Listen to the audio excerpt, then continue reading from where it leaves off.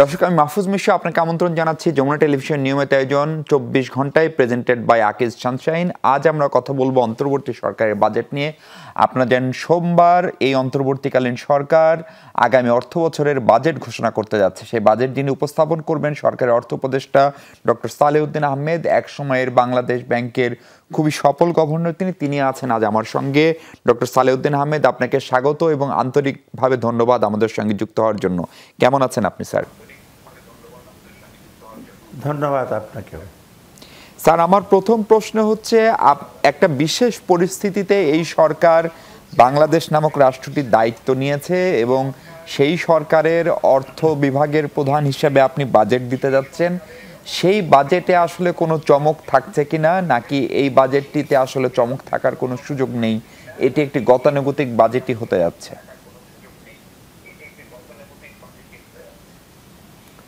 ধন্যবাদ। এটা একেবারে গতানুগতিক বাজেট হবে না। আমরা একটা বিশেষ পরিস্থিতিতে আমরা দায়িত্ব নিয়েছি। এখন আমাদের বাজেটের মূল চ্যালেঞ্জটা হলো যে অর্থনৈতিক যে একটা সংকটময় মুহূর্তে আমরা এসেছি সেটা থেকে কাটিয়ে ওঠা। সেই জন্য আমাদের মূল লক্ষ্যটা বাজেটের হবে এবার আমাদের সম্পদের সীমিত সম্পদ, কিন্তু আমাদের চ্যালেঞ্জগুলো অনেক। তার মধ্যে আমরা কয়েকটা চ্যালেঞ্জ শুধু আমরা গ্রহণ করেছি, সেগুলো আমরা পালন করব। প্রথম আমাদের দৃষ্টিভঙ্গি মানে ফিলসফি যেটা বলে, যেটা বাজেটে, যে মানুষের জীবন জীবিকার মান উন্নয়ন করা, উন্নয়নের ফসলগুলো যথাসম্ভব জনসাধারণের কাছে পৌঁছে দেওয়া। আর তৃতীয় আমাদের ভঙ্গিটা হলো আমরা স্থিতিশীল অর্থনীতি গড়ে তোলার জন্য একটা ভিত আমরা প্রস্তুত করতে চাই। এইগুলো হলো আমাদের মেইন এইম। সেই প্রেক্ষিতে বাজেটটা আমরা একটা করব বাস্তবসম্মত, এবং যেটা আমরা ইমিডিয়েটলি কিছুটা রেজাল্ট পাই। আমরা পুরো বছরে বাজেট করছি, কারণ 9 মাসে 6 মাসের বাজেট হয় না, 1 বছরই করতে হয়। আমরা যতটুকু সময় আছে সেটা ইমপ্লিমেন্ট করব। বাকিটুক যে কোনো সরকার আসছে যেন ইমপ্লিমেন্ট করতে, বাস্তবায়ন করতে অসুবিধা না হয়। অতএব বাস্তবায়ন দিকটা হলো আমাদের আরেকটা বিশেষ লক্ষ্য। স্যার, আপনার কাছে আমার দ্বিতীয় প্রশ্ন হচ্ছে, বাজেটের আকার আমরা দেখছিলাম যে প্রত্যেক অর্থ বছরে ক্রমশ বাড়ে সচরাচর, এবার বাজেটের আকার কমছে।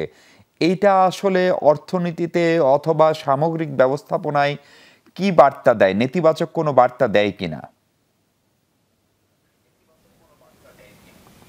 আমার মনে হয় নেতিবাচক বার্তা নয়, কারণ অন্যান্য বছরে যেটা সবসময় বেড়ে যায় বাড়ে, কিন্তু বাস্তবায়ন হয় অনেক কম।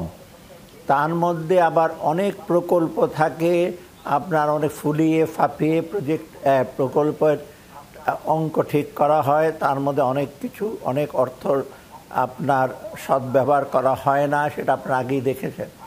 অতএব আমাদের মূল লক্ষ্য হলো অর্থের সদ্ব্যবহার করা এবং একেবারে কোনো রকম বাহুল্য না করা। ডেফিনেটলি আমরা কৃচ্ছ্রতা সাধন করব। আমাদের মূল লক্ষ্য হলো লোকজনের উপর যেমন কর বা অন্য জিনিসের যেমন বোঝা না বাড়ে, অপরপক্ষে যে অর্থটুকু খরচ করব আমরা, এটা জনগণের অর্থ। এই জনগণের অর্থ করে সঠিক কাজে ব্যবহার হয়, সদ্ব্যবহার হয়, এবং বিভিন্ন প্রকল্পে কিন্তু সময় মতো ব্যবহার করা হয় এবং গুণগত মান বজায় রেখে করা হয়।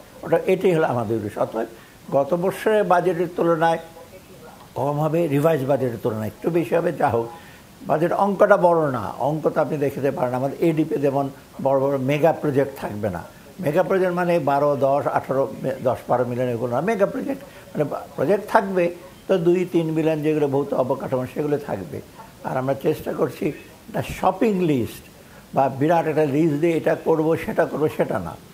আমরা যতটুকু করব সেটারই প্রতিফলন ঘটবে আপনার বাজেটে, এবং সেটাই আমরা চেষ্টা করে যতটুকু সম্ভব এটা করা যায়। আরেকটা আমাদের মূল লক্ষ্য কিন্তু যে এই বাজেটটা হওয়ার পর যেন ইম্প্যাক্টটা ফলটা যেন আমরা দেখতে পাই, আমরা তো না ভবিষ্যতে যখন আগামী বছর যখন দেখবে, এখন বুঝতে পারে যে লোকেরা বাজেটটা কিছুট হয়েছে। এখন তো বাজেট হয়, চলে যায়, রিভাইজ হয়, আবার চলে যায়, অতএব আপনার ঠিক সঠিক কী যে ইম্প্যাক্ট হয়েছে সেটা অনেক সময় ওটা জানতে পারা যায়, আবার সেটার জন্য কিন্তু আবার চেষ্টা করা হয় না। জি স্যার, আমার প্রশ্ন হচ্ছে টাকা পাবেন কোথায়? রাজস্ব বিভাগে এক ধরনের সংকট আছে, আইএমএফ থেকে টাকা পাওয়া নিয়ে এক ধরনের সংশয় তৈরি হয়েছে। এরকম সময় কেবল কি এই অভ্যন্তরীণ উৎসের উপর নির্ভর করে ডক্টর সালেউদ্দিন আহমেদ বাজেট দিতে যাচ্ছেন? না, টাকা, এটা আপনি যথার্থ প্রশ্ন করেছেন। এটা আমরা প্রথমত আমরা সেটা প্রথমত শুরু করেছি যে রিসোর্স কনস্ট্রেন্ট দিয়ে, এবং সেটা আমরা বাজেটটা করেছি। আমরা প্রথম তো আভ্যন্তরিক সোর্স থাকবে, আভ্যন্তরিক সোর্সটা একটু রিলেটিভলি একটু বড় হবে। এইখানে আপনি দেখেন প্রথম অগাস্ট, সেপ্টেম্বর, অক্টোবর, নভেম্বর কোনো ব্যবসা বাণিজ্য স্থবির, রাজস্ব আয় হয় নাই, ব্যবসা আসছে জানুয়ারি থেকে ব্যবসা আপনার প্রসার লাভ করছে, রেমিটেন্স বাড়ছে, তারপরে এক্সপোর্টও বাড়ছে। এবং অনেকে বলে রাজস্ব যে একেবারে কমে, রাজস্ব কিন্তু আপনার এই পর্যন্ত প্রায় গতবারের চেয়ে প্রায় 2% কিন্তু একটু বেড়েছে, আর একটু বাড়া উচিত ছিল, কিন্তু এতটা বাড়েনি। সেই প্রেক্ষিতে আমরা যেটা করব সেটা হলো আমরা চেষ্টা করব ট্যাক্স জিডিপি রেশিও কিছুটা বাড়বে, তবে একেবারে বাইরে যাবে তা না, হয়তো 0.7% বা 1% বাড়াবো, সেটা কিছুটা সাশ্রয়ী হবে। আমরা চেষ্টা করবো আরেকটা জিনিস, এই যে ট্যাক্সের আদায়ের যেটা অনেক ট্যাক্স, আমরা ট্যাক্স এক্সপেন্ডিচার একটা পলিসি করেছি, ট্যাক্স আদায়ের খরচ হয়। খরচ কীরকম? অনেক জায়গায় রিয়াতি দেওয়া হয়, এক্সামশন দেওয়া হয়, আবার ট্যাক্স ঠিকভাবে আদায় করা হয় না, ডিফল্ট থাকে। অতএব আমরা যদি সেই জিনিসটাতে অলরেডি অনেক এসআরও কিন্তু বাদ দিয়ে দেওয়া হয়েছে, ট্যাক্সের যে এক্সামশন যেগুলো যৌক্তিক ছিল না, সেখানে কমে যাবে আমাদের ব্যয়, মানে ট্যাক্স কালেকশনের ব্যয়টা কমে যাবে, সেটা কিছুটা আমাদের সাশ্রয়ী হবে। নতুন ট্যাক্স, নতুন সেটা আমরা চেষ্টা করব। আর দ্বিতীয়ত হলো আমরা বাইরের থেকে ঋণ নেব, এবং আইএমএফের সাথে যখন আলটিমেটলি আমাদের আন্ডারস্ট্যান্ডিং হয়ে গেছে, আইএমএফ $1.2 বিলিয়ন আসবে, এটা ইনফ্যাক্ট জুন মাসের মধ্যে আমরা পাবো। আর বাকি বাজেট সাপোর্ট অন্য ওয়ার্ল্ড ব্যাংক আছে, এডিবি আছে, AIIB আছে, ওদের কিন্তু আমরা এসে পেয়েছি কমিটমেন্ট একদম অলরেডি। আমরা সব মিলে 1.2 আইএমএফের অ্যাবাউট $2.3 বিলিয়ন কিন্তু আরও বাজেট সাপোর্ট। এটা শুধু বাজেট সাপোর্ট। আর প্রকল্পের ব্যাপারে অলরেডি অনেকগুলো প্রজেক্ট আপনার হয়ে গেছে, একটাকে হয়েছে। আমরা ওয়ার্ল্ড ব্যাংক এডিবির সাথে অলরেডি কয়েকদিন আগে আমরা $550 মিলিয়ন একটা চুক্তি স্বাক্ষর করেছি ওয়ার্ল্ড ব্যাংকের সাথে। অতএব অর্থের সংস্থাটা আছে, তবে মূল কথা হলো অর্থের সদ্ব্যবহারটা। আরেকটা জিনিস আমরা লক্ষ্য করছি যে ডেট সাস্টেনেবিলিটি, আমরা কি হার করে যাব কিন্তু দেখবো না, সেটা দিকে আমার যথেষ্ট নজর আছে। এখন পর্যন্ত কিন্তু বাংলাদেশের যে ঋণের থ্রেশহোল্ড যেটা বলি, সেটা খুব বিশাল বড় না, তবে ডেফিনেটলি এটা চ্যালেঞ্জিং। আমরা চাই না ভবিষ্যৎ প্রজন্মের উপর ঋণের বোঝা বেড়ে যাক, এবং দিন দিন কিন্তু ঋণ পাওয়াটা বাইরের থেকে কষ্টকর হচ্ছে, কারণ ঋণের টার্মস অফ বেড়ে গেছে। সফট লোন যেটা, সেটা পাওয়াটা একটু ডিফিকাল্ট হচ্ছে। এই প্রেক্ষিতে আমি বলি সম্পদের আরেকটা দিক হলো FDI, ফরেন ডাইরেক্ট ইনভেস্টমেন্ট যদি আসে, তখন কিন্তু তার সরকারের ব্যয়ে সাপোর্ট বা এখানে তখন প্রাইভেট সেটা করবে, প্রাইভেট পাবলিক পার্টনারশিপ। আরেকটা জিনিস যাতে এতদিন পর্যন্ত আমরা নেগলেক্ট করেছি, পুঁজিবাজার। পুঁজিবাজার কিন্তু আপনি দেখেন গত 15 বছর যাবৎ দুবার 2টা বিপর্যয় হলো, এবং তারপরে কিন্তু পুঁজিবাজার উঠে দাঁড়ায়নি। এখন আমরা চেষ্টা করছি, নানা রকম মিসআন্ডারস্ট্যান্ডিং আছে যে পুঁজিবাজারের রেগুলেটর অনেক কড়া, এবং পুঁজিবাজারে যে সিকিউরিটাইজেশন কমিশন সম্পর্কে নানা রকম ক্রিটিসাইজ করে, কারণ চেষ্টা করছি রিফর্মটা করা, রেগুলেশনটা ঠিক করা। 15 বছর ইনসাইডার ট্রেডিং হয়েছে, যারা ছোট ছোট পুঁজি যারা বিনিয়োগ করে, তারা এই শেয়ারের দাম বেড়েছে, সেই শেয়ারের দাম বাড়া মানে আর্টিফিশিয়ালি দাম বাড়িয়ে দেওয়া হয়েছে, আর শেয়ার প্রাইস হলো প্রিজামটিভ, এবং যারা চালাকি করে দাম বাড়িয়ে তারপর বিক্রি করে বাড়তে বেরিয়ে গেছে, ছোটো ছোটো পুঁজি বিনিয়োগরা তারা বিপদে পড়েছে। আমরা চেষ্টা করছি নতুন IPO আনার জন্য, চেষ্টা করছি যথাসম্ভব যেন ইনসাইডার ট্রেডিং আর না হয়, স্বচ্ছভাবে ট্রেডিং হয়, এবং অন্যান্য রুলস রেগুলেশনগুলো আমরা। ডক্টর আহমেদ, আপনাকে এই মুহূর্তে একটা প্রশ্ন আমি করতে চাই। আপনি ঋণের কথা বলছিলেন, এডিবি, আইডিবি, জাপান সফরেও আমরা সেখানেও কিছু সফট লোন প্রধান উপদেষ্টা ব্যবস্থা করেছেন। ফলে একটা ভয় হচ্ছে, অনেকে বলছেন, সামাজিক যোগাযোগ মাধ্যমে লিখছেন, আমরা কি অনেক বেশি ঋণ নিয়ে নিচ্ছি কিনা? আপনি নিজেই সতর্কতার কথা বলছিলেন এবং শ্রীলঙ্কার উদাহরণ খুব দেওয়া হয়। আমরা কি অদূর ভবিষ্যতে হয়তো আপনারা সরকারের দায়িত্ব ছেড়ে দিলেও ঋণের বোঝার ফলে একসময় বাংলাদেশেও এই মানে ঋণের ফাঁদে পড়ে যাচ্ছে কিনা শ্রীলঙ্কার মতো? ঠিক না, শ্রীলঙ্কাটা ছোট দেশ, ওদের ক্যাপাসিটি কম, সেই তুলনায় বেশি ধার করেছে। আমাদের ইকোনমি কিন্তু বেশ শ্রীলঙ্কা তুলনায় অনেক বড়, এবং ঋণের যে থ্রেশহোল্ড, অনেকে বলে 40%-এর উপরে চলে গেলে খারাপ, কিন্তু আমরা ও পর্যন্ত পৌঁছায় নাই। কোনো কোনো দেশের 100% বেশি আছে ঋণ জিডিপি, তাই না? যাও, সেই দেশের সাথে তুলনা করছি না, কিন্তু আমরা সেই দিকে যাইনি। তবে এটা ঠিক যে আমরা ঋণের বোঝাটা যেন বেড়ে না যায়। বাংলাদেশ কিন্তু কোনোদিন ডিফল্ট করেনি কোনো ঋণ, আপনারা লক্ষ্য করবেন। অর্থাৎ আমরা ভবিষ্যতে মনে করি আমরা ডিফল্ট করবো না, কিন্তু শ্রীলঙ্কার যে কনটেক্সটটা ব্যবসা বাণিজ্য সংকুচিত হয়ে গেছে, ইনফ্লেশন অনেক হাই ছিল, এখন কোনোভাবে কিছুটা কমিয়েছে, যা হোক সেটা। আর সেকেন্ড একটা জিনিস দেখবেন, ঋণের ব্যাপারে আমরা বলছি যে যথাসম্ভব ঋণগুলো ব্যবহার করব আমরা। এটা কিন্তু ঠিক আনসলিটেড ঋণ না, যে অনেক সময় বাইরে থেকে ওরা বলে যে এটা নাও সেটা নাও। আমাদের ঋণটা কিন্তু আমাদের ফেল্ট নিড নিচ্ছি। অতএব এই জন্য কিন্তু ঋণেরটা আমরা চেষ্টা করবো যে খুব ডেঞ্জারাস লেভেলে না যাওয়ার। তো সেই জন্য আমরা একটা ঋণ সাস্টেনেবিলিটি আমরা করছি। এটা কিন্তু অন্য অন্য দেশের মতো নাই যে IMF ঋণ নিলাম। অন্য অন্য দেশে যেটা আছে সেটা আপনি ঋণ নিয়ে কিন্তু অনেক রকমের স্যালভেজ করছে। আরেকটা জিনিস লক্ষ্য করবেন, আপনারা অগাস্টের পর থেকে আমরা IMF থেকে কোনো অর্থ পাইনি বাজেট সাপোর্ট, কারো কাছ থেকে বাজেট সাপোর্ট পাইনি। তা সত্ত্বেও ম্যাক্রো ইকোনমিক স্ট্যাবিলিটি, মানে সামষ্টিক যে স্থিতিশীলতা কিছুটা ফিরে আসছে, ফরেন এক্সচেঞ্জ মার্কেট স্টেবল, আমরা ইভেন রিজার্ভ যে নেমে আসলো তরতর করে, সেটা রিজার্ভটা আবার দেখেন 20 বিলিয়ন থেকে 20, 21, 22 এক্সপেক্ট করছি 25 বিলিয়নে যাবে। এটা কোত্থেকে? এটা তো দেশের রেমিটেন্স, রপ্তানি এবং ইভেন সেন্ট্রাল ব্যাংকের যে আপনার আমরা আমদানিটাতে কিছুটা সাধন করেছি, অনেক রকম মেজার নেওয়া হয়েছে, মনিটারি মেজার। আর এদিকে ফিসক্যালিও আমরা কিন্তু কোনো অপচয় করিনি। অর্থাৎ এই দুদিক দিয়ে হওয়ার ফলে আপনি দেখেন মোটামুটি কিন্তু আমরা মোটামুটি একটু স্বস্তিতে আছি। তবে চ্যালেঞ্জের সম্মুখে নাই সেটা বলবো না, তা আমরা সেটাতে একটু দৃষ্টি দিচ্ছি। ডক্টর আহমেদ, শিক্ষা এবং স্বাস্থ্যের মতো দুইটা মৌলিক খাত, এবং যে দুইটা খাতের সংস্কার সবচেয়ে বেশি জরুরি ছিল জুলাই গণ অভ্যুত্থানের পরে, সেই দুই খাতে আপনার বরাদ্দ কমছে। এইটা সামাল দেওয়া একটু কঠিন হবে কিনা সরকারের জন্য? একটা প্রশ্ন, শিক্ষা স্বাস্থ্য খাতে বরাদ্দ কমছে, এটা নমিনাল বরাদ্দ কমছে অর্থের দিক দিয়ে, কিন্তু আপনি দেখবেন শিক্ষা স্বাস্থ্য ক্ষেত্রে আসল উদ্দেশ্য যেমন শিক্ষায় কারিকুলাম ডেভেলপমেন্ট, টিচার্স ট্রেনিং, তারপরে শিক্ষা শ্রেণীগুলো ডেভেলপ করা, এইগুলির চেয়ে বেশি ব্যয় হয়েছে কি জানেন? বেশি ব্যয় হচ্ছে এমপিওভুক্ত করা, শিক্ষকদের বেতন, এটার প্রয়োজন আছে, বিল্ডিং, নতুন নতুন বিল্ডিং করা। তারপর ইভেন আপনি টেকনিক্যাল এডুকেশন দেখেন, অনেক নতুন বিল্ডিং আছে, আরও বিল্ডিং করতে যাচ্ছে, কিন্তু ক্যাপাসিটি যে সামর্থ্য সেটা তো ইউটিলাইজ করা হয় নাই। বহু স্কুলে ছাত্র নেই, বহু শিক্ষক টিচার নেই। অতএব যে টাকা দিয়ে করবো আমরা চেষ্টা করছি সেটাকে উন্নত করা। অথচ এডিশনাল টাকা যা লাগে ট্রেনিংয়ের উপর, শিক্ষকদের বেতন ভাতাতেই, এমপিওদের সেবাতে, তাদের ইভেন পেনশন এবং অন্য অন্য যে অ্যালাউন্স সেটা আমরা বাড়িয়ে দিয়েছি। এইটা একটা দিক। সেকেন্ড, আপনার হাসপাতাল তৈরি হয়েছে, অনেক হাসপাতাল আছে, আপনি জানেন, নাম বলবো না, হাসপাতাল হয়েছে, ডাক্তার নাই, ইকুইপমেন্ট নাই, হ্যান্ড ওভার করতে পারছে না, মনে সে দিয়ে কী করে ওই হাসপাতাল। তো আমরা চেষ্টা করি ফিজিক্যাল ফ্যাসিলিটিস বাড়াবার আগে হাসপাতাল, শিক্ষায় যেসব ফ্যাসিলিটিসগুলো সেগুলো ইউটিলাইজ করুন, ডাক্তার বেশি নিন, নার্স বেশি নিন, ইকুইপমেন্ট আনুন, সেইগুলোর উপর যে টাকা দিচ্ছি আমরা সেটা কিন্তু মোটামুটি আমার মনে হয় সন্তোষজনক। সেই জন্য অনেকে প্রতীয়মান হবে যে টাকা কমে গেছে।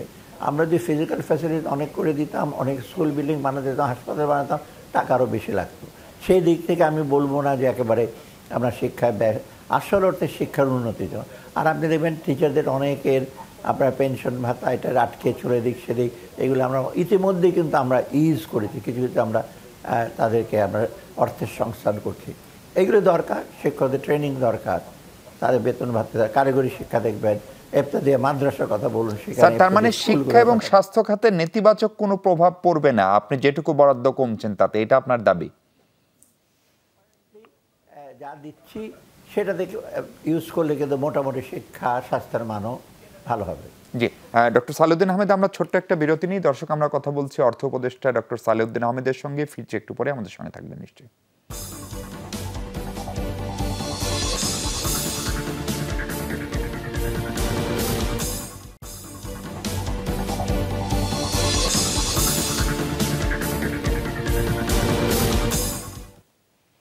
দর্শক, আরেকবার স্বাগত। আমরা কথা বলছি সরকারের অর্থ উপদেষ্টার সঙ্গে বাজেট প্রসঙ্গে। ডক্টর সালেউদ্দিন আহমেদ, আপনি নিশ্চয়ই শুনতে পাচ্ছেন, আপনারা যে বাজেটটা দিচ্ছেন এই বাজেট আসলে আপনারা পুরোটা বাস্তবায়ন করে যাবেন কিনা, কারণ সরকারের মেয়াদ নিয়ে একটা আলোচনা এবং সেখানে বারবারই প্রধান উপদেষ্টার পক্ষ থেকে 30 জুনকে একটা ডেডলাইন বলা হচ্ছে, ফলে অর্থ বছর শেষ। ফলে আপনার মূল্যায়ন বা আপনার পরিকল্পনা কি এই বাজেট পুরোটাই আপনারা বাস্তবায়ন করবেন, নাকি এর মধ্যে আমরা নির্বাচিত সরকার পাবো যারা এসে এটি বাস্তবায়ন করবেন? না, পুরোটা বাস্তবায়ন কি করবে, আমরা করবে কোনটা করবে সেটার উপর না আমরা, কারণ আমরা নির্বাচন হবে, বাস্তবায়ন একটা পার্ট তো তাদের করতে হবে। তবে একটা জিনিস লোকের বাজেট কিন্তু আপনার কনস্টিটিউশন অনুযায়ী 1 বছরের বাজেট হয়, সাধারণত যেটাকে আমরা অ্যানুয়াল ফাইন্যান্সিয়াল স্টেটমেন্ট বলি, সেটা হিসাব দিতে হবে এবং ট্যাক্স বিল অর্থ আইন আনতে হবে, সেটা 1 বছরের জন্য। কিন্তু মনিটারি পলিসি যেমন 6 মাসেও করতে পারে, 1 বছরও করতে পারে, সেটা না, সেটা কিন্তু কনস্টিটিউশনের বাধ্যবাধকতা নেই। অতএব বাজেটের হিসাবগুলো বাৎসরিক না হলে কিন্তু অ্যালোকেশনের ব্যাপার আছে, 6 মাস পর আরেকজন এসে ওই অ্যালোকেশন বাদ দিয়ে দেবে। অতএব এটা এখানে নিতান্তই দরকার। তবে ইমপ্লিমেন্টেশন বাস্তবায়নের অসুবিধা হবে না, কারণ আমরা যেগুলো করব সেগুলো একটা মূল কাঠামো বাজেটের যেসব জিনিস অত্যন্ত দরকার সেভাবেই করব।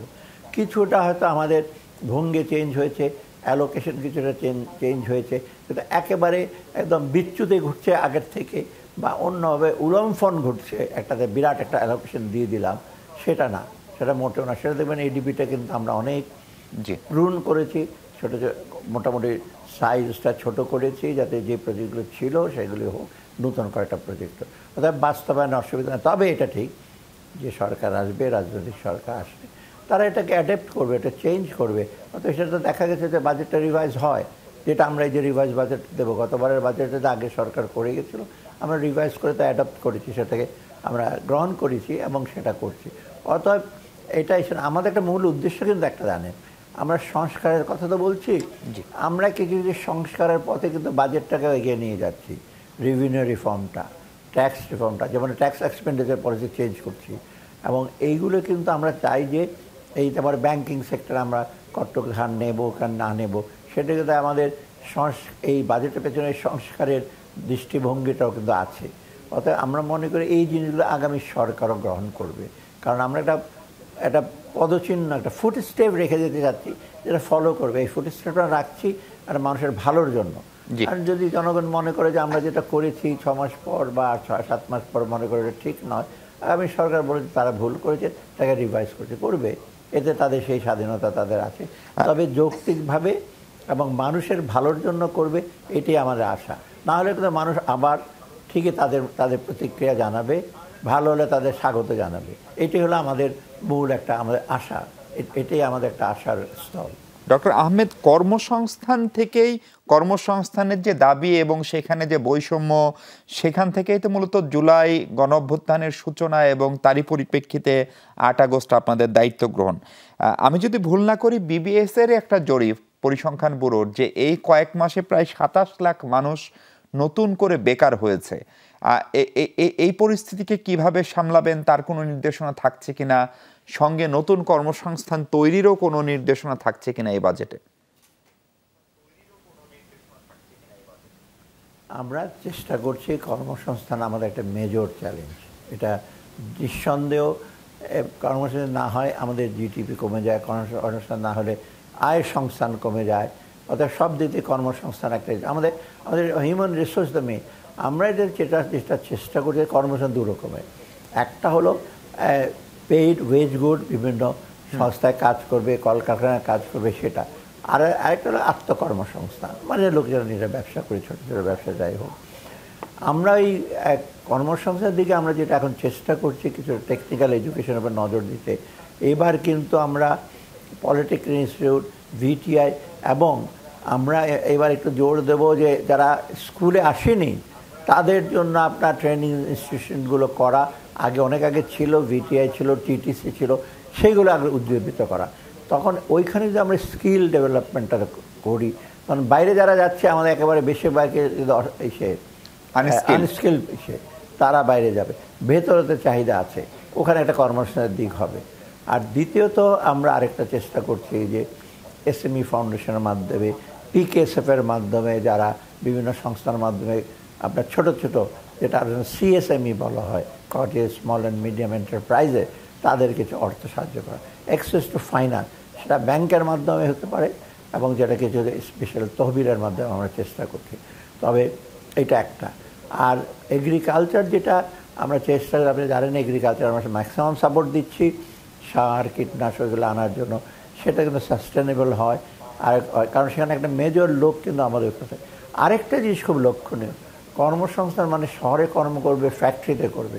কর্মসংস্থান কিন্তু আমরা যেটা মনে করি যারা গ্রামে আছে বা শহরাঞ্চলে তাদের কর্মসংস্থান বৃদ্ধি করা। আমাদের এডিপির একটা লক্ষ্য হলো কিছু কিছু প্রজেক্ট লোকাল এমপ্লয়মেন্ট জেনারেশনের একটা অবদান রাখবে। এখন আপনি যে মেগা প্রজেক্টগুলো হলো, বিরাট বিরাট যন্ত্রপাতি আনে, আপনি বিশাল বিশাল আপনার আধুনিক এক্সকেভেশন আনেন এবং একদম স্কিল লেবার ব্যবহার করেন। আপনি দেখুন এই পদ্মা ব্রিজ দেখুন, রেলওয়েগুলো দেখুন, কয়েকজন স্কিল লেবার। কিন্তু আমরা চাচ্ছি এমন কিছু লোকাল প্রজেক্ট করা যেটা কিছু লেবার ইন্টেন্সিভ হবে, যেটা local resource, local employment generate করবে। সেগুলো কিন্তু আবার এমন না যে হাতুড়ি পাটাল নিয়ে কাজ করবে, আধুনিক এসে করবে, মোরলেস লোকজন এমপ্লয় করবে। এবং রাস্তা করতে গেলে যদি আমরা আরও বেশি লেবার, যেখানে মহিলা নারী তারাও এমপ্লয় হয়, এই দিকে নজর দিচ্ছি। অর্থাৎ প্রজেক্টগুলোর কিছু কিছু প্রজেক্ট আছে লোকাল বেস, অত স্থানীয় পর্যায়ে কর্মসংস্থানের বিরাট ব্যাপার। মানুষ চায় তার কর্মসংস্থান তার আশেপাশে হোক, তার নিজস্ব বাড়ির বা এলাকার কাছাকাছি হলে লোকজন আরও বেশি স্বস্তি ফিল করে। এটাও আমাদের। আর আরেকটা বিষয়, আমরা ব্যবসা বান্ধব একটা বাজেট চেষ্টা করছি, সেখানে ভ্যাট অথবা ইনকাম ট্যাক্সের ব্যাপারে আমরা চেষ্টা করি যাতে এক্সপোর্ট বাড়ে, এক্সপোর্ট এসে ডাইভার্সিফিকেশন হয়। ইম্পোর্ট, বাংলাদেশ শিল্পের বেস কিন্তু অনেক ছোট শিল্প, বড় বড় শিল্প আছে, বড় বড় শিল্প প্রয়োজন আছে, আমরা কি স্মল মিডিয়াম শিল্প বাড়াতে। কারণ বাংলাদেশ শিল্পের বিকল্প নেই। সার্ভিস সেক্টর অনেক কন্ট্রিবিউট করে, কিন্তু বাংলাদেশের মতো একটা বিশাল দেশে শুধু সেবামূলক এসে দিয়ে কিন্তু এমপ্লয়মেন্ট বেশি ক্রিয়েট করতে পারবে না। ডক্টর আহমেদ, আপনি ব্যবসা বান্ধব বাজেটের কথা বলছিলেন। সাম্প্রতিক সময়ে আমরা ব্যবসায়ী সংগঠনের বিভিন্ন নেতৃবৃন্দের বক্তব্য শুনছিলাম। কেন যেন মনে হচ্ছে আপনার সরকারের সঙ্গে ব্যবসায়ীদের একটা দূরত্ব বাড়ছে, ট্যাক্স পলিসি, ভ্যাট অথবা রাজনৈতিক কারণ, নানান কারণে, এবং অনেকেই প্রকাশ্যে আপনাদের সমালোচনাও এরই মধ্যে শুরু করেছেন। ফলে ব্যবসায়ীদের এই মনোভাবকে আপনারা কিভাবে দূর করবেন? শুনুন, আমরা তো ব্যবসায়ীরা সমালোচনা করবে, তাদের অনেক চাহিদা আছে, কিন্তু পলিসি করতে গেলে আপনার এক গ্রুপ এসে পলিসি বলবে যে এটা করো, আমরা তখন ইমপ্লিকেশন দিকে এটা করলে আরেকজন কীভাবে এফেক্ট করে, আর একটা লেভেল প্লেইং ফিল্ড লাগবে। তো আপনি আগে যে পলিসিগুলো করা হচ্ছে আপনি দেখেন, গুটি কতক ব্যবসায়ী যাদের অ্যাক্সেস ছিল রিসোর্সের প্রতি, যাদের অ্যাক্সেস ছিল পাওয়ারের প্রতি, তাদের কথাবার্তা শোনা গেছে বেশি। এবং অতএব আমরা তাদের কথা শুনছি, এবং যারা একেবারে নীরবে ব্যবসা করছে, যারা লেভেল প্লেইং ফিল্ডে আসতে পারে না, তাদের কথা শুনছি। অতএব আমাকে তো ব্যালেন্স করতে হবে।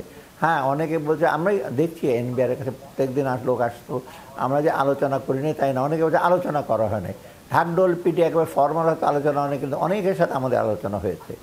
এবং তারা বলছে এটা করে, একটা সেক্টর এসে বলে আমরা করেন, একটা ইন্ডাস্ট্রি বলে আমারটা রিডিউস করে, তার সাথে সাথে আমরা দেখলাম যে ওইটা করলে আরেকটা ইন্ডাস্ট্রিতে আমার ট্যাক্স ওটাকে এফেক্ট করে।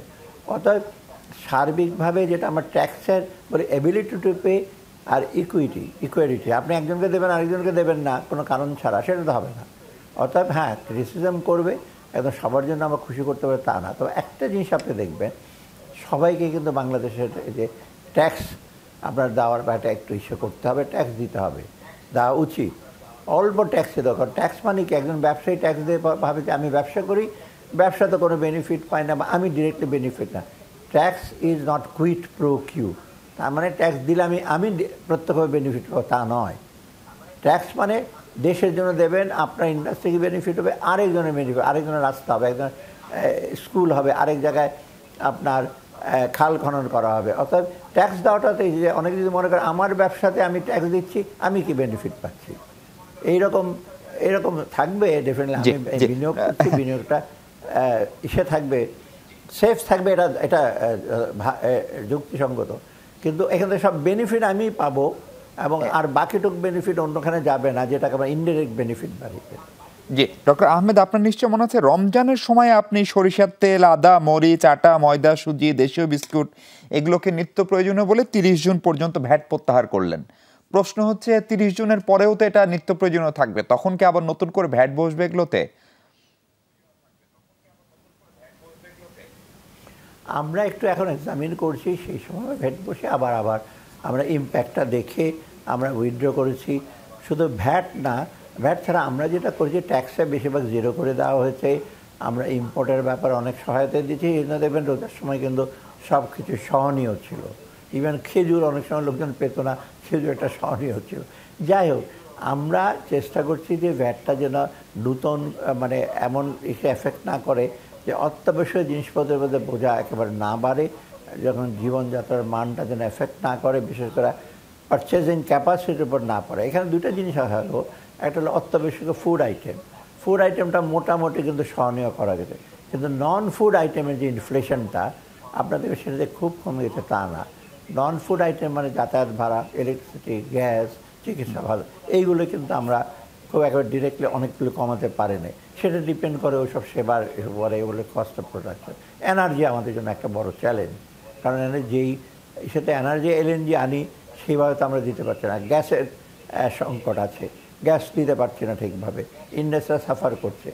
অর্থাৎ আমরা চেষ্টা করছি কীভাবে সেটার ইনসিডেন্সটা, মানে ওই গ্যাস প্রাইস না বাড়িয়ে, ইলেকট্রিসিটি প্রাইস না বাড়িয়ে সেটাকে আরেকটু প্রশমিত করা যায়। কারণ ইম্প্যাক্ট পড়ে প্রোডাকশনের উপরে, ব্যবসার উপরে, এটা আলটিমেটলি কিন্তু কনজিউমারের উপরে। জি স্যার, আরেকটা বড় প্রশ্ন হচ্ছে, আমরা দেখলাম যে সুপার শপগুলোর 5% ভ্যাট আপনি প্রত্যাহার করছেন। এখন সুপার শপগুলোতে শহরে মধ্যবিত্ত যায়, এটা কি আপনাদের খুবই পপুলার ডিসিশন, মানে শহরে মধ্যবিত্তকে না খেপানোর চেষ্টা? আবার আমরা দেখছি যে পাউরুটি, বিস্কিট, কেক সেগুলোর উপরে আপনি কিন্তু ভ্যাট বাড়িয়েছেন, ফলে এটা এক ধরনের বৈষম্য হয়ে গেল কিনা? শোনেন, আমরা দেখেছি কিছুটা একটু বোঝা হবে, কিন্তু পাউরুটি, বিস্কিট, আপনি দেখেন বিস্কিটে যে ভ্যাট বাড়ানো হচ্ছে একটা থ্রেশহোল্ডের উপরে, এখানে একটা টোস্ট বিস্কিটের উপর ভ্যাট বাড়ানো হয় নাই, কিন্তু এখানে বাড়ানো হয়েছে যে বিস্কিটটা আপনি হয়তো খেয়ে থাকবেন, বেশ দামি বিস্কিট, 600 টাকা কেজি, 800 টাকা কেজি, ওই বিস্কিটে একটু ভ্যাট বাড়লে একটু আমার মনে হয় যে গরিব লোকের খুব অসুবিধা হবে। তবুও আমি বলছি না যে এটা খুব একটা যুক্তি। ব্রেডটা এটা ঠিক যে ব্রেডটা সবাইকে এফেক্ট করে, তবুও এখানে যদি কয়েক টাকা বাড়ে, ব্রেডটা আসলে বড়লোককে যেভাবে এফেক্ট করে, গরিবকে তো আরও বেশি করে, কারণ তার পার্টি। তবে আমরা সহনীয় করার চেষ্টা করছি। তবু আমরা দেখি, যখন আমরা ট্যাক্স হিসেবে পলিসিটা দেবো, আমরা আমাদের বাকিটা সার্ভে হয়ে চিন্তা ভাবনা করি, অ্যানাউন্স করার পরে হয়তো আমাদের যদি ইসে হয়, তবে আমার মনে হয় না গতবার অন্যান্য বছরের মতো একটু বেশি হিসেবে, কারণ একদিকে আমরা ট্যাক্স বসে, একদিকে আমরা আবার কনসেশনও দিচ্ছি অনেক জায়গায়, এটা ব্যালেন্স করার চেষ্টা করছি। জি ডক্টর আহমেদ, আরেকটা বড় জিনিস, একটা বড় রিপোর্ট দেখছিলাম যে বিশ্ব ব্যাংকের খাদ্য নিরাপত্তা ও মূল্যস্ফীতি বিষয়ক একটি প্রতিবেদন, সেখানে বাংলাদেশ সহ 15টি দেশকে তারা রেড ক্যাটাগরিতে রাখছে। এখন সরকারের করনীতির কারণেই কি আমাদের দেশের খাদ্য নিরাপত্তা পরিস্থিতি গত 9-10 মাসে আরো একটু জটিল হলো?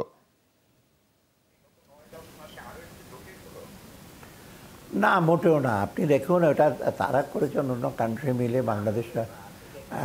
আপনি দেখেন এবার আমরা যে খাদ্য নিরাপত্তার ব্যাপারে, বিশেষ করে আপনার প্রকিউরমেন্টের ব্যাপারে, প্রাইভেট সেক্টর প্রোডাকশন আর প্রকিউরমেন্টের ব্যাপারে আমরা গম, চাল, সয়াবিন, মসুর ডাল থেকে শুরু সব কিছু আমরা কিন্তু অনেকগুলো ইম্পোর্ট করেছি। তবে হ্যাঁ, প্রায় 180 লক্ষ দেশের জন্য কিন্তু একটা বড় চ্যালেঞ্জ। আমরা এটা আমরা একটা সজাগ আছি। আমরা যেটা চেষ্টা করছি এই বছর যে সরকারের যে সেটা কালেকশনটা বাফার স্টকটা রাখা, সেটা কিন্তু প্রথম দিকে অনেক কম ছিল, কিন্তু আস্তে আস্তে কিন্তু আমরা এটাকে মোটামুটি সন্তোষজনক পর্যায়ে নিয়ে আসি। সারের মধ্যে তো তাই একেবারে কিছু কিন্তু আগের লেভেলে গেছে। কারণ আন্তর্জাতিক বাজারে কিছু কিছু সারের দাম বাড়ছে, চালের দাম একটু কম, সয়াবিনের দাম বেড়েছিল, একটু এখন কমেছে। অতএব এটা একটা চ্যালেঞ্জ ডেফিনেটলি। তবে বিশ্বব্যাপী কিন্তু চালের দাম, অন্যান্য পণ্যের দাম আস্তে আস্তে কমছে। কিন্তু আমাদের যদি সামর্থ্য থাকে, আমাদের যদি রিজার্ভ ভালো থাকে, balance of payment season, current account balance থাকলে আমরা হয়তো দেশীয় প্রোডাকশন ছাড়া কিছুটা আনতে পারবে। আর সরকারের বাফার স্টক আমরা তৈরি করছি, কিছু নতুন গুদাম তৈরি হচ্ছে সরকারি। আমরা যদি আপৎকালীন হয়, আপনাদের টিসিবির অনেক আমরা এখন করছি। রোজার সময় স্পেশাল আমরা অনেকগুলো দোকান খুলেছি। ইভেন ডিসেম্বর থেকে ভেজিটেবল যখন স্ক্যারসিটি ছিল, কৃষি মন্ত্রণালয়ের মাধ্যমে আমি অনেকগুলো দোকানে কৃষি পণ্য দেওয়া হয়েছে। আপনি দেখবেন তরি তরকারি থেকে শুরু করে, যেটা সাধারণত করে না। ওদিকে মৎস্য পশুপালন, তারা ডিম এবং অন্যান্য জিনিসও তারা ডিস্ট্রিবিউট করেছে। অর্থাৎ এইগুলো আমরা, তবে এইগুলো হলো কি একেবারে ইমার্জেন্সি বেজে, তবে আমরা লং টার্মে যেন এইরকমের পরিস্থিতি না হয় সেটা কিন্তু আমাদের কন্ট্রোলের বাইরে। বিরাট একটা বন্যা হয়ে গেল, আপনি দেখেন না কয়টা ডিস্ট্রিক্টে, এই যেখানে পোলট্রি টোলট্রি অনেক ধ্বংস হয়ে গেল, সেই সময়টা তো আমরা বড় চ্যালেঞ্জের মুখে পড়েছি। অত আশা করি আমার প্রাকৃতিক দুর্যোগের ফলে আমরা যেটা ফেস করে যেটা কাটিয়ে উঠেছে, মোটামুটি আপনি সিলেট জায়গায় ভালো ফসল হয়েছে, অন্যগুলো উত্তরবঙ্গে আমরা আশা করছি যদি কোনো রকম ন্যাচারাল ডিজাস্টার না হয়, আমরা হয়তো খাদ্য নিরাপত্তাটাকে আমরা আরেকটু সুসংহত করতে পারব। জি, ডক্টর সালেউদ্দিন আহমেদ, আমরা আবারও একটা বিরতি নিয়ে দর্শক, আমরা কথা বলছি অর্থ উপদেষ্টার সঙ্গে, ফিরছি একটু পরে, আমাদের সঙ্গে থাকবেন।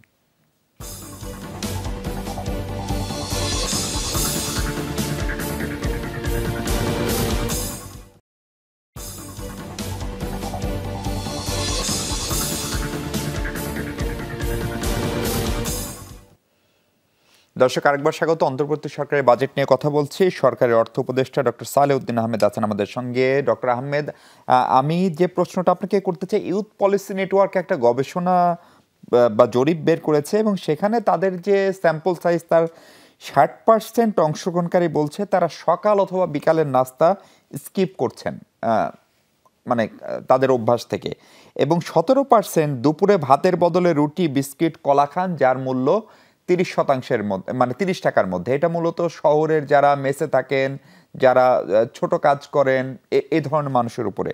ফলে এই জরিপটা উদ্বেগের কি না, যে মানুষ খাদ্যাভ্যাস চেঞ্জ করছে, অথবা দুপুরে ভাতের বদলে পাউরুটি, কলা খাচ্ছে 17% মানুষ?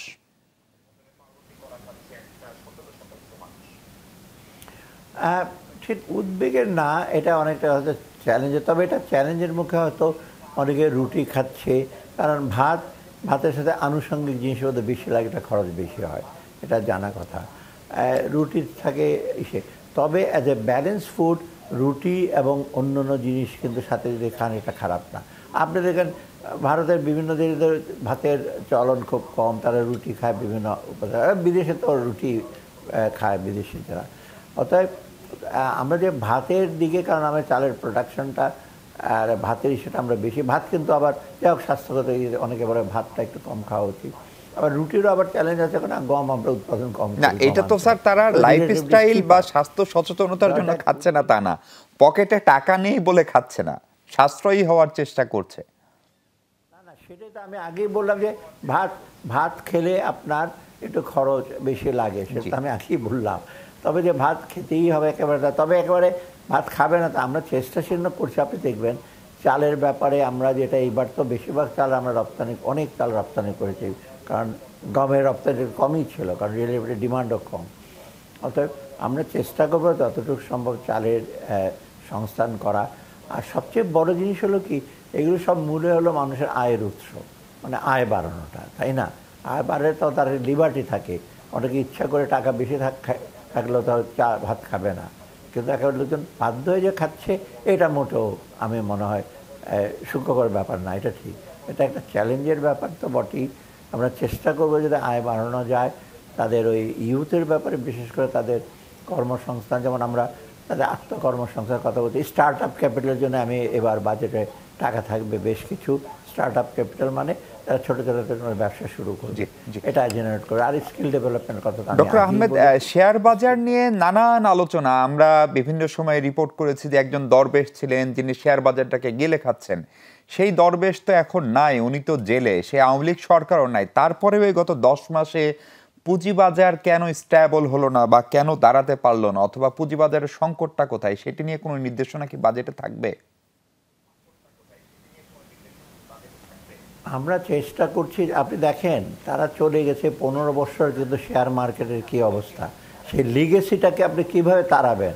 ফ্লোর প্রাইস দিয়ে রেখেছিলেন জোর করে, একটা যেগুলো শেয়ার মার্কেট অনেক নিচে নেমে যাওয়ার কথা ছিল তাদের অনেক শেয়ার ফ্লোর প্রাইস দিয়ে রেখেছেন, এবং লোকজনের একটা ধারণা দিয়েছেন তোমার শেয়ারের প্রাইস খুব ভালো। এটা তো নিতান্ত খুব পৃথিবীর কোনো দেশে এরকম ঘটে না। তারপরে আপনার ট্রেডিং হয় কিছু কিছু ইস্যুতে, ইনসাইডার ট্রেডিং, জেনে যায় লোকজন, ওরা কেনে, সাধারণ মানুষ অনেক সময় মিসলেড হয়। অতএব এইগুলি দূর করতে সময় লাগে। সবচেয়ে বড় এত বেশি করাপশন হয়েছে, নিয়মকানুনের ব্যত্যয় ঘটেছে, আপনি চিন্তা করতে পারবেন না। এগুলো ঠিক করতে সময় লাগছে। এমন লোকজনের ধারণা যে সিকিউরিটি এক্সচেঞ্জ কমিশন কোনো কাজ করছে না, চেয়ারম্যানের বিরুদ্ধে নানা রকম অভিযোগ, উনি কাজ করছেন না, আর লোক দেখানো কাজ করে গিয়ে এটা জিনিসটা কিছু। আপনি দেখেন এই যে সুকুক বন্ড 3000 কোটি টাকা আইসিবির থেকে নিয়ে চলে গেল এক ব্যক্তি, এবং সেখানে আইসিবি আপনার বসে গেছে একেবারে 3000 কোটি টাকা দিয়ে। আবার কয়েকটা ব্যাংকে জোর করে শেয়ার কিনতে বাধ্য করা হলো একটা কোম্পানি, আপনি জানেন, এবং রাষ্ট্রায়ত্ত ব্যাংক সহ এই টাকাগুলো নিয়ে চলে গেছে তারা। এখন এগুলোকে আপনি উদ্ধার করতে হলে আমি কি নতুন আরও আবার কোটি কোটি হাজার হাজার কোটি টাকা ঢালবো ওই শেয়ারের পেছনে? মোটেও না। আমরা চেষ্টা করছি এই যে যেমন রাষ্ট্রায়ত্ত সংস্থাগুলো আমরা এই জন্য শেয়ারটা কিছু ছাড়ে। বাংলাদেশ সরকারি কিছু রাষ্ট্রায়ত্ত প্রতিষ্ঠান কোয়াইট প্রফিটেবল, আপনি জানেন, আমি নাম বললাম না, তাদেরকে আমরা অলরেডি কথা বলেছি শিল্প মন্ত্রণালয়ের সাথে, কিছু শেয়ার জন্য ডাউনলোড করে ভালো শেয়ার আনার জন্য আমরা বলছি বিভিন্ন বিদেশের কোম্পানিকে। আর এবার সেটা আমরা হয়তো বা যে যারা মার্চেন্ট ব্যাংকার আছে যারা লোন পায় তাদের লোনের উপর কিছুটা যদি স্বস্তি দেওয়া যায় ইন্টারেস্টের উপর, সেটা আমরা এসে করছি। আইসিবিকে আরেকটু আমরা পুনর্জীবিত করার জন্য আমরা চেষ্টা করি, মিউচুয়াল ফান্ড মেইনলি যদি তারা করে। স্যার, শেয়ার বাজারটা এখন কে নিয়ন্ত্রণ করে, বা নিয়ন্ত্রক সংস্থার বাইরে বিশেষ কোনো গোষ্ঠীকে শেয়ার বাজারে এখনো কলকাঠি নাড়ে? এখনো তারা আছে, প্রত্যক্ষভাবে পরোক্ষভাবে তাদের ছায়া আছে এখনো। যারা করে নানা রকমভাবে তারা অন্যকে যে লেখাচ্ছে কী করছে, এগুলো মোটামুটি তথ্য সিকিউরিটি এক্সচেঞ্জ কমিশনের কাছে আছে, এবং ওরা একটা কতগুলো ইনকোয়ারি করে বের করেছে, কতগুলো ফাইন করা হলো। আপনি বিশাল অঙ্কের ফাইন আদায় করা তো বিসিএক্সের কাজ না, অর্থাৎ আইনি পদক্ষেপ লাগবে। তারা তো এখনও আছে, তারাও বলে বেড়াচ্ছে, তাদের লোক আছে, তাদের লোক দিয়ে তারা নানা রকমভাবে প্রচার করছে। সাধারণ মানুষরা তখন আগে সাধারণ মানুষ যেটা দেখছে বিনিয়োগটা, তাদের শেয়ার প্রাইস কমে গেছে, এইটা যথার্থ তাদের কনসার্ন। কিন্তু তার পেছনে কারণটা যে এইটা হয়েছে, এবং কারণটা চট করে এসে করতে পারবেন না। পৃথিবীর কোনো শেয়ার বাজারে কিন্তু এইরকম ঘটনা ঘটেনি। ডক্টর আহমেদ, আমার হাতে সময় একদম কম। পাচার হওয়া টাকা ফেরত আনার কথা আপনারা শুরু থেকেই বলছেন, সেটার কোনো দৃশ্যমান অগ্রগতি আছে কিনা, এবং এখনো নতুন করে টাকা পাচার হচ্ছে কিনা? এখন শুনুন, মানে প্রথমত যেগুলো পাচার হচ্ছে সেটা কিছুটা আইডেন্টিফাই করা হয়েছে। লন্ডনে আপনি দেখেন একজনের বাড়ি জব্দ করা হয়েছে, আর একটা টাস্কফোর্স করা আছে বাংলাদেশ ব্যাংকের গভর্নর, ওটা চেয়ারম্যান, ওটা অলরেডি কিন্তু বেশ কিছু অ্যাকাউন্ট ফ্রিজ করা হয়েছে এবং কিছু সম্পদও ফ্রিজ করা হয়েছে। এখন ফ্রিজ করা হিসেবে আগে অ্যাসেটগুলো তো লোকেট করবে, এবং দেখা গেছে ব্যাংকের ডিপোজিট কম, তাদের বেশিরভাগ রিয়েল ফিক্সড অ্যাসেট অনেক কম। এটা আর প্রথমত টাকাটা আনতে গেলে অলরেডি কিন্তু 12টা সেন্সিটিভ কেস আইডেন্টিফাই করা হয়েছে, এবং বাংলাদেশ ব্যাংক থেকে মিউচুয়াল লিগ্যাল অ্যাসিস্ট্যান্টের জন্য বিভিন্ন কান্ট্রিতে যোগাযোগ। লন্ডনে ব্রিটিশ যে আপনার মানি লন্ডারিং যে ইসে আছে, তারা অলরেডি কোঅপারেট করছে, টেকনিক্যাল অ্যাসিস্ট্যান্ট দিচ্ছে, এবং অন্য সিঙ্গাপুর এবং দুবাইও সেটা আমরা চেষ্টা করছি ট্রেস করে। মোটামুটি কাজ কিন্তু শুরু হয়ে গেছে, তবে একটু সময় সাপেক্ষ, কারণ এটা আমাদের দেশে আইডেন্টিফাই করে লিগ্যাল স্টেপ নিলে তারপরে বাইরে থেকে আমরা সাহায্য পাবো, এবং অলরেডি ওরা অ্যাসুরেন্স দিয়েছে। জি, উপদেষ্টা মহোদয়, ব্যবসা বাণিজ্য বিনিয়োগের কি অবস্থা? বিদেশি বিনিয়োগ তো আসেনি, সেটি আমরা দেখতে পাচ্ছি। দেশীয় বিনিয়োগকারী যারা তারাও সাহস পাচ্ছেন না অথবা বিনিয়োগ করছেন না। এটার জন্য কি আপনার সরকারের যে চরিত্র বা সরকারের স্থায়িত্ব, সরকার কতদিন থাকবে, সেটা কি বিনিয়োগের পথে একটা বড় বাধা বলে মনে করেন আপনিও? না, বড় বাধা না। সবে বিনিয়োগের ব্যাপার হলো, বিনিয়োগ যারা করবে বিদেশ থেকে বিশেষ করে, তারা দেখে যে পলিসি সার্টেনটি, পলিসিটা কী হবে, ভবিষ্যতের পলিসিটা কী হবে, এবং আমরা যেটা বলি environment, climate of investment, law and order সিচুয়েশনের ব্যাপার আছে, ব্যাংকের অবস্থা আছে।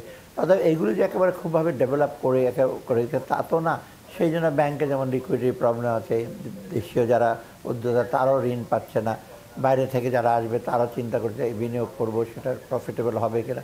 তবে উৎসাহ আছে প্রচুর, আমাদের সাথে প্রচুর কথাবার্তা হয়, এবং আমরা চেষ্টা করি, যেমন আমরা মিগা গ্যারেন্টি মানে দেওয়ার জন্য আমরা চেষ্টা করছি আইএফসির মাধ্যমে, ব্যাংকের মধ্যে প্রাইভেট সেক্টরকে আমরা চেষ্টা করছি উজ্জীবিত করতে। এটা সবচেয়ে বড় ফোকাস।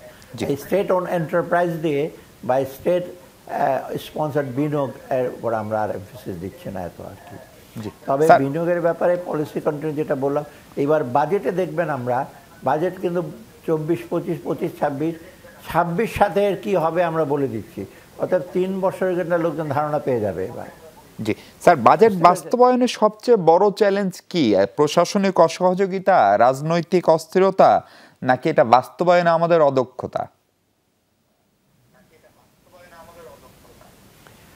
আমরা প্রথম হলো বাজেট তো বাস্তবায়ন একটা চ্যালেঞ্জ,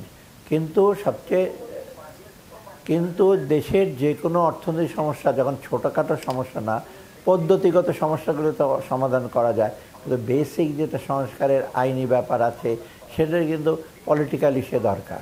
এবং আমরা যে কোনো দেশেই যে কোনো সমস্যাটাই এটা পলিটিক্যাল ইকোনমি, শুধুই ইকোনমি এসে করে ফেলবে তা না, পলিটিক্যাল ইস্যুটা দরকার।